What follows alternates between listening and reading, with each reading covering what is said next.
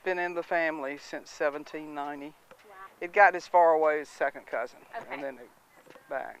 The farm was a land grant, and a couple bought it, and then 10 years later, 15 years later, my great grandfather bought it. Okay.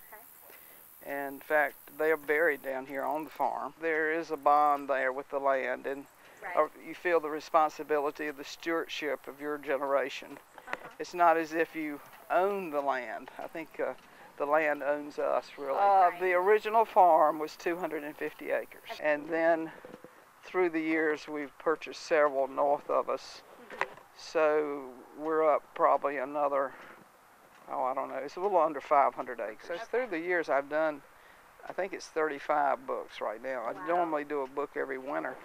All that's important, I think, because it's Right. given me people were familiar with the books, and so therefore they were familiar with the names, so therefore Right. they would come and buy the vegetables. You know, Right. it's like a traffic jam out here until Right.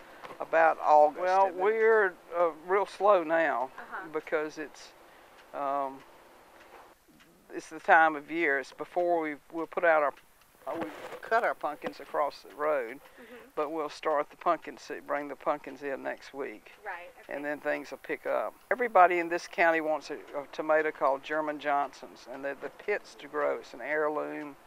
They're not resistant to any disease. They're indeterminate,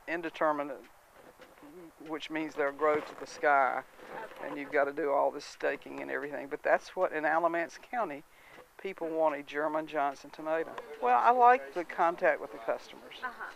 I like them telling me, you know, how about trying some speckled beans, or have you tried this variety, and that kind of thing. I like that interaction. And I think over the last 3 years, we've learned how important it is to know where your food's coming from.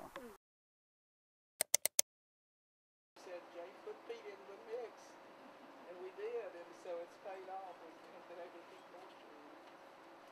So one of the byproducts of having apple trees is that you have apples. And these gentlemen we have this farm market, so it's a different ballgame.